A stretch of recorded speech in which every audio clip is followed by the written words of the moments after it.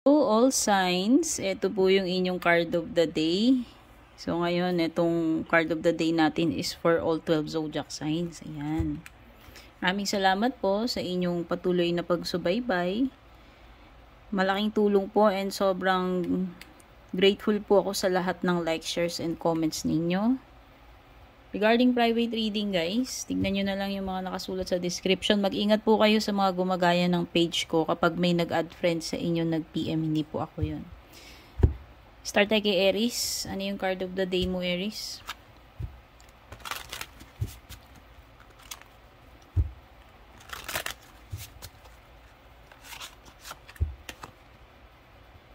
Ang nakahugot natin is throat chakra. Wala ko alam sa mga chakra guys. Pero tignan na lang natin yung message. The angels are helping you lovingly speak your truth. So may kinalaman ito sa kung paano mo i-express yung sarili mo or kung ano man yung mga kailangan mong sabihin. Okay, baka may mga importante kang dapat sabihin, baka hindi mo ma-express yung sarili mo. Or maybe gusto mong sabihin yung katotohanan kasi meron ditong something about truth eh. Kumbaga, wag kang matakot na sabihin kung ano yung mga kailangan mong sabihin, mga nararamdaman mo, or mga importante na dapat mong sabihin, especially yung katotohanan. Huwag kang matakot magsabi ng truth, Aries. Taurus, Sun, Moon, Rising, Venus signs, cross watchers. Ito yung iyong card of the day.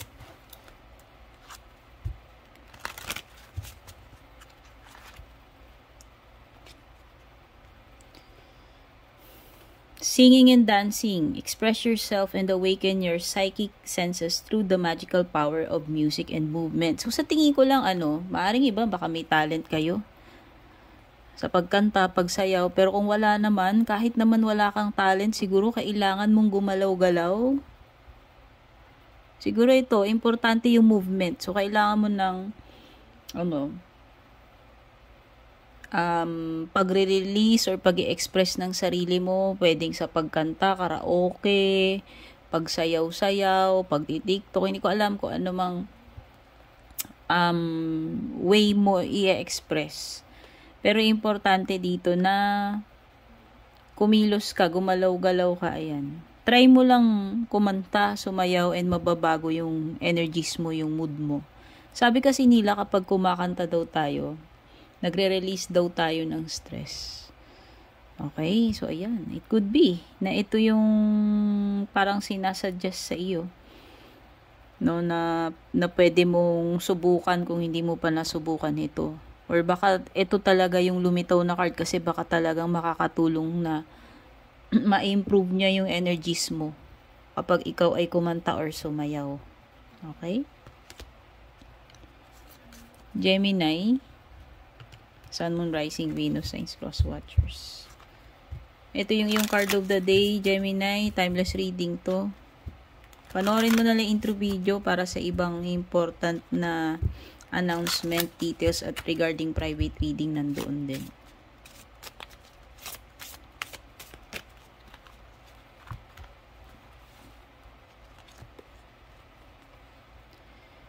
Manifestation power. So, parang magician ito. Use your spiritual gifts and natural abilities to attract your desired outcome, Gemini. Importante yung pagiging positive thinker. Kasi kung ano yung ini-imagine mo, mga iniisip mo, mga sinasabi mo, minamanifest mo, yun yung makukuha mo. Ayan, This is a time na mag-manifest ka ng positive things. Okay, maaaring may manifestation na dito sa iyong present situation. So, maging mindful ka, maging aware ka sa mga iniisip mo, mga sinasabi mo, no? Be careful what you wish for, Gemini, kasi maaaring yun yung ma-attract mo, makuha mo. Okay? So, palaging positive lang. Para yun yung ma-attract mo dito. Manifestation period ito, Gemini. Okay.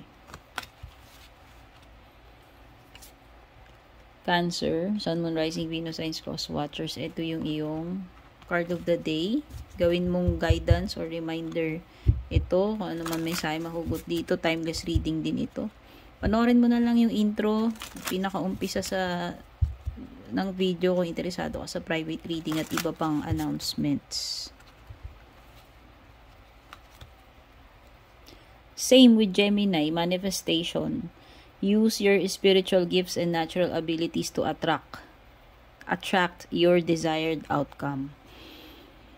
Ayan. So, siguro naman, nabasa ko na yung mensahe. Alam mo na yung gagawin mo. Kung ano yung gusto mong magkatotoo, ma-achieve mo, ma-receive mo, yun yung ilagay mo sa isip mo.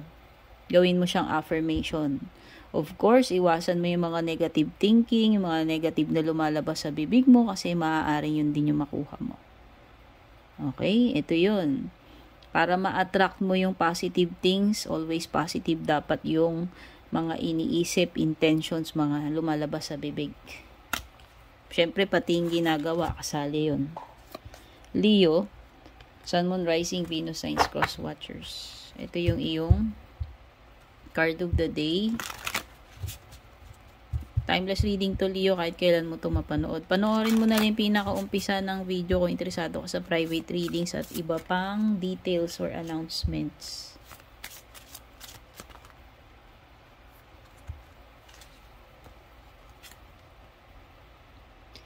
Third eye chakra, yung nakuha natin for you, Leo.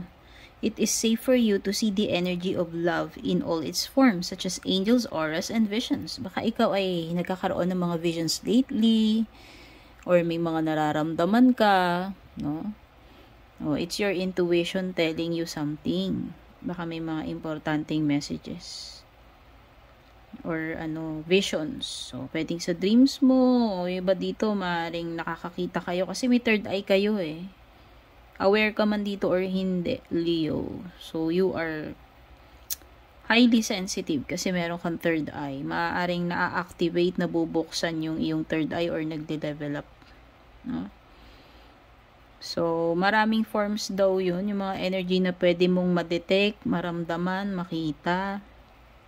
Okay? Pwedeng iba naniniwala kayo sa angels, guardian angels, pwedeng iba auras, pwedeng nakakakita kayo ng mga colors or auras, no? Or maaaring iba nakakikita kayo ng visions. So, sa pamamaraan man yan, pwedeng sa dreams mo. Okay? So, yan, pay attention ka dito sa mga messages na to. Yun yung third eye mo. Okay? Virgo, Sun, Moon, Rising, Venus, Signs, Cross Watchers. Ito yung iyong card of the day. Timeless to. Kahit kailan ito mapanood. Panoorin mo yung pinakaumpisang video ng video, Virgo, kung interesado ka sa private reading ko at iba pang announcements.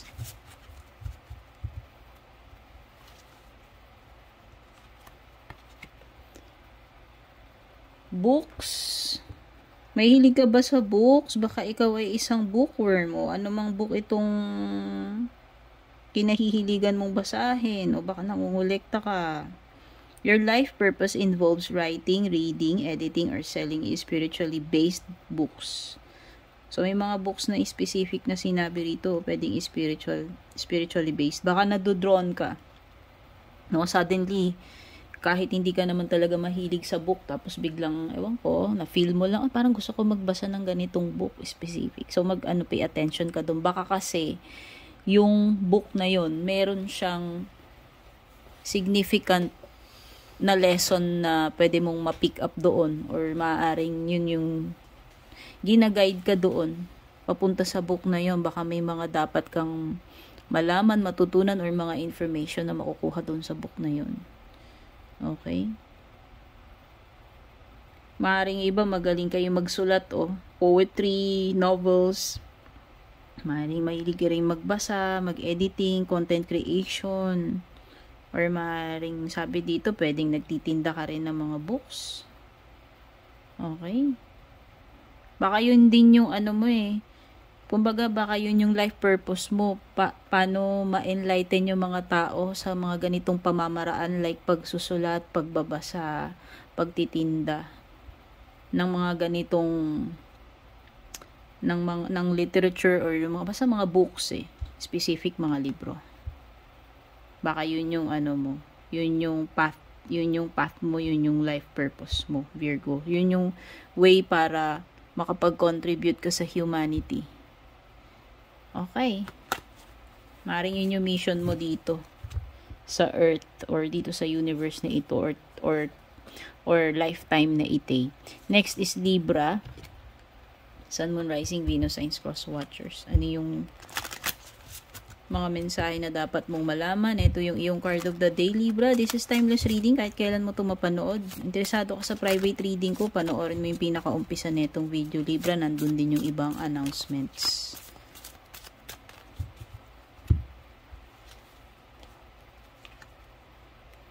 Card of the day mo is clear yourself.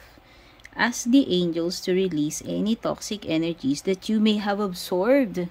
Wow, I'm also Libra, so I can relate to this card. No? Nakaka-relate ako sa mensahe niyan kasi ako ay reader.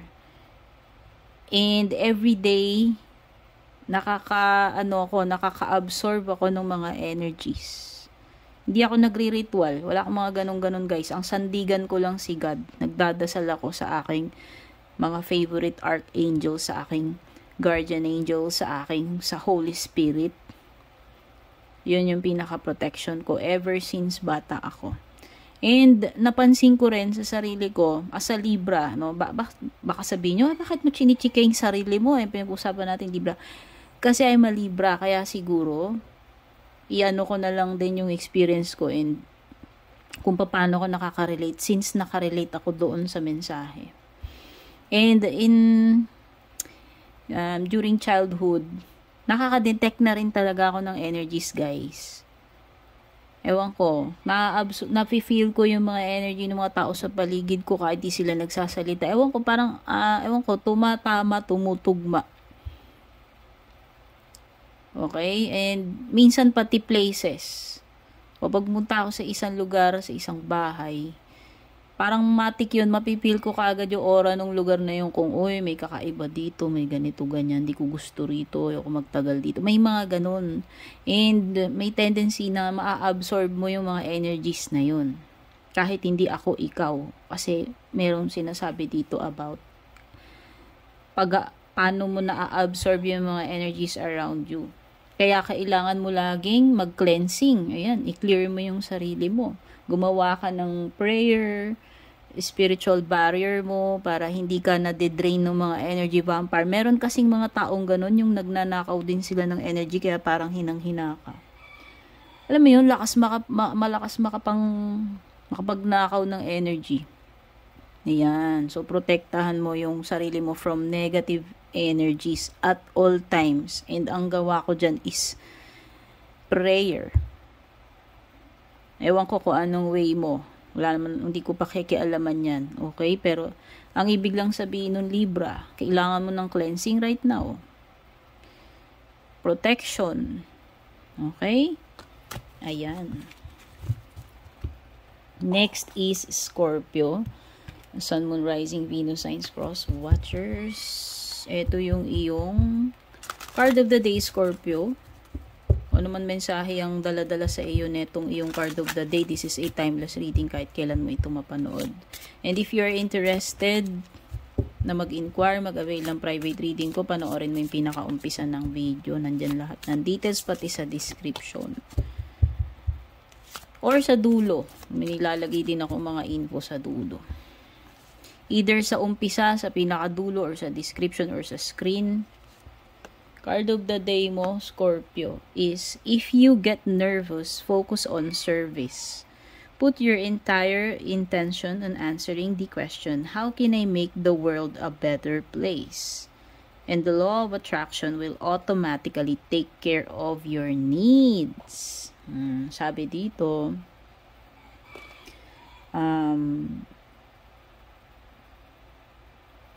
ilagay mo sa intention mo yung pinakatanong na paano mo magagawa yung world na maging better place. Yan. So, kung sisimplihan natin in my own words, Ano kaya yung pwede mong magawa or makontribute sa sangkatauhan dito sa ating panahon, dito sa ating universe, sa iyong lifetime na ito, para maging better itong lugar na ito, itong time na to para sa iba, hindi lang sa sarili mo. Ano yung pwede mong iambag? Ano yung pwede mong magawa na meron na bukal sa kalooban mong gawin?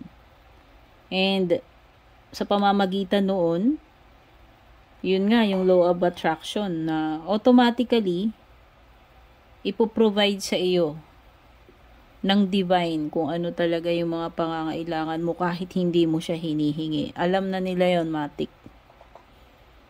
Yun yung sinasabi na itong card na to. No? By contributing para maiangat yung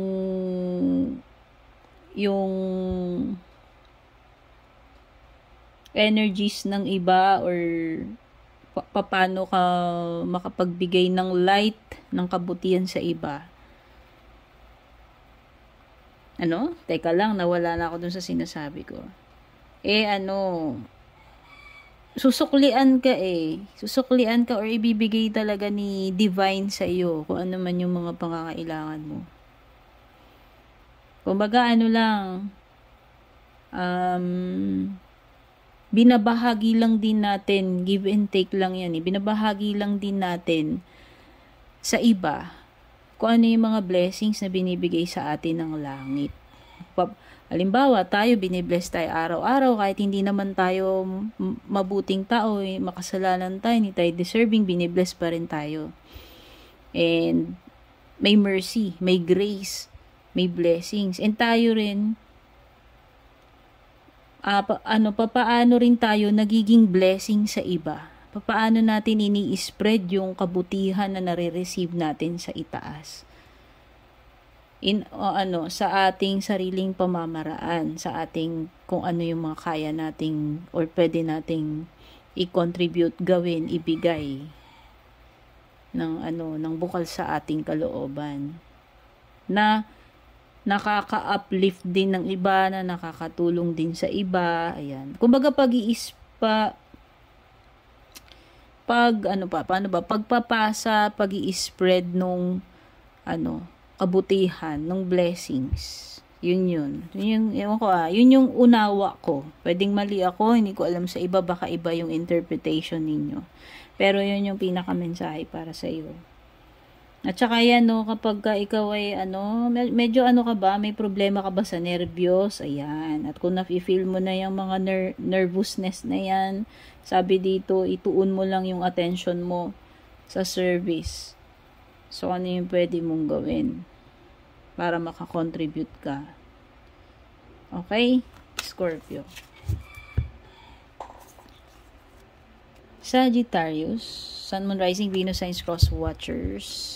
Timeless reading ito. Ito yung iyong card of the day. Kahit kailan mo ito mapanood, ano yung pinaka-mensahe sa iyo. Kung interesado ka sa private reading ko at sa ibang details, panoorin mo yung pinaka-intro netong video or pinaka-dulo or yung mga nakalagay sa description. Card of the day mo, ear chakras. Notice messages that appear as sounds, music, and words from both external sources and within your mind. These messages are real answers to your prayers. So, ayan. Maging sharp yung iyong tenga, pandinig. Gamitin mo iyong ears. Or yung spiritual ears mo. Ewan ko. If that makes sense, no? Na makuha mo yung mga mensahe na ipinapadala sa iyo. It could be in the form of sounds, music daw, or words. Sabi dito, pwedeng galing siya sa external or within your mind. Kaya nga sabi ko, spiritual ear. Bakit ko sinabi yung spiritual ear? Hindi yun yung tenga natin na nahahawakan natin. Yung spiritual ear natin, maaaring yun yung third eye natin, maaaring yun yung pakiramdam natin, intuition natin, what do you call it, our heart. Kasi maaaring nafe-feel mo, hindi mo siya literal na naririnig. Pero pwede rin naman through, sounds, music. Nandun daw yung mga kasagutan sa iyong panalangin or mga importanteng messages na, na guidance na ipinapadala sa iyo or mga kasagutan sa katanungan mo. Okay.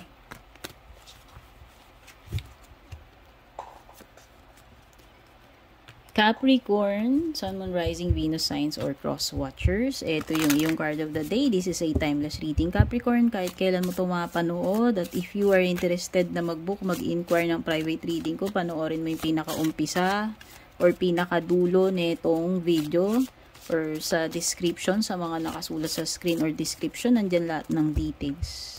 Pati link na kailangan mo if ever.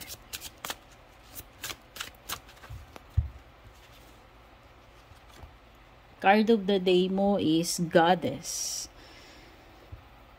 Express your divine feminine energy, embracing its magical intuition and nurturing qualities. Wow, you are a goddess daw. Okay, so ang lakas to. Pero hindi ko lang alam if this also applies sa mga male. Pero malakas yung feminine energy dito. Pwede rin naman, siguro naman kahit walang gender ito. The goddess in you. Ano man ang gender mo.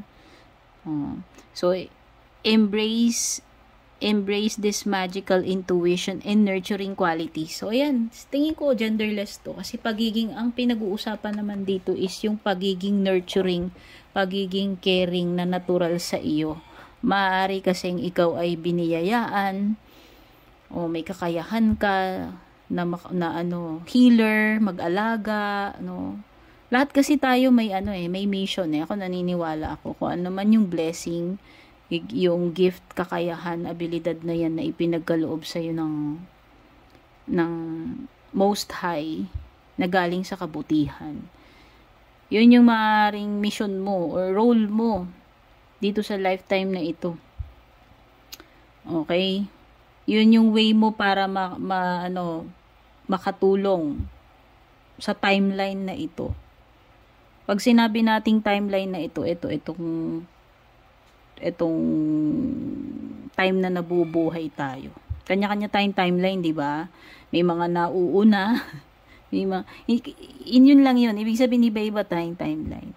So, during your timeline, ito yun Siguro ikaw ay ipinanganak na healer, magaling ka siguro mag-alaga, o mapapansin mo yan kasi pag healer ka, natural, sabi nila, ewan ko, yung hand mo is may healing power. Or yung words mo is may healing power. Okay, yung iba sabi nila green thumb, yung iba hirap makabuhay ng halaman, sabi nung mga matatanda, mainit ang kamay. Pero yung ibang may green thumb, madaling makabuhay ng halaman kahit na dahon lang or stem lang. Ako, meron din akong ganun guys, madali rin ako makabuhay ng plants. Maaring yung gift sa healing, doon ka makakatulong. So ayan, pwede kang maging successful na mag-aral ka ng medisina para lalo mong ma-level up yung iyong healing powers in a way na nakakatulong ka sa iba, sa humanity during your timeline. So nakikita ko dito, i-embrace mo daw itong gift na ito, itong ability na ito na biyaya sa iyo. Diyan ka kasi gifted, diyan ka magaling, yan yung way mo para makatulong sa iba, makakontribute sa iba.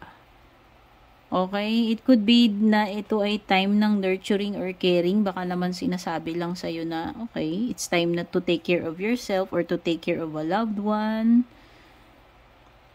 Basta may kinalaman about healing sa pag-aalaga, whether sa pangsarili mo man yan or para rin sa kapwa mo, sa kadugo mo or sa mahal mo sa buhay. Okay?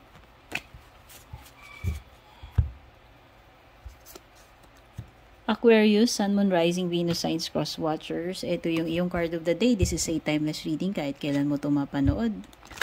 And if you are interested na mag-book, mag-inquire ng private reading ko, panoorin mo yung pinaka-umpisa or pinaka-dulo na itong video or tignan mo sa screen, sa description, nandyan lahat ng details.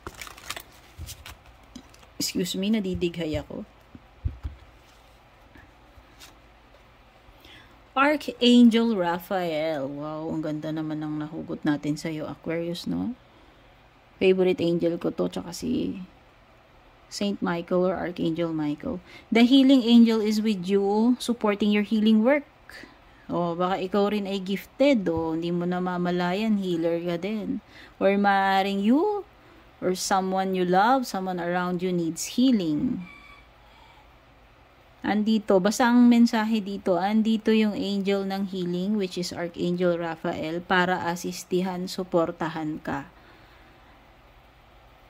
Dito sa iyong period ng healing. Baka nangangailangan ka ng spiritual healing, physical healing, or healing from traumas, or past relationship, hindi ko alam. Whatever form of healing yung kailangan mo sa ngayon. Nandito itong si Angel Raphael para ikaw ay tulungan niya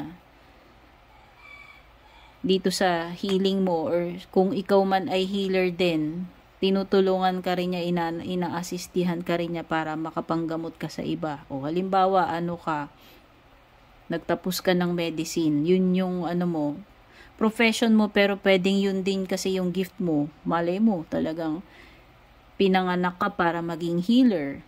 So, kaya nga siguro napunta ka sa ganong kurso at nakapagtapos ka at ngayon nagpa-practice ka ng medisina. Malay mo naman, diba, na talagang ikaw ay born to become a healer. So, ayan, ito yung pinaka-message for you, Aquarius. Gusto ko rin maging doctor Aquarius, kaya lang hindi natuloy. Pisces. Sun, Moon, Rising, Venus signs, cross watchers, Pisces. This is your card of the day. This is a timeless reading kahit kailan mo ito mapanood, Pisces. And if you are interested to avail or inquire about my private reading services, panoorin mo yung pinaka-umpisa or pinaka-dulo, or tignan mo yung screen or description. Nandyan lahat yung mga details na kailangan mo.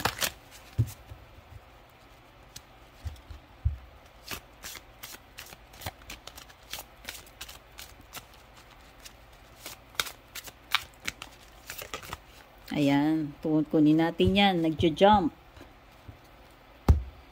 Card of the day mo is Heart Chakra, Pisces. The answer that you seek is in your heart right now. Be open to giving and receiving love. Narinig mo yon? Ang kasagutan na hinahanap mo ay matatagpuan mo sa kaibuturan ng iyong puso. Nandoon. There lies the answer. Ano ba yung tunay na nararamdaman mo deep within your heart? Ano ba yun na feel mo? Yun yung pinakasagot sa question mo or sa situation mo. At ang sabi dito, buksan mo ang iyong puso na magbigay or makareceive ng pagmamahal. Hindi ko na pahahabain, Pisces. Very clear yung mensahe sa inyo. And all signs, maraming salamat for being here. Sa palaging panonood ng readings ko, don't forget to like, share, follow, subscribe. Take care. Love you all. God bless. And kung balak nyo pong mag-book or mag-inquire ng personal readings ko, basahin nyo lamang po itong nakasulat sa screen or yung nakalagay sa description.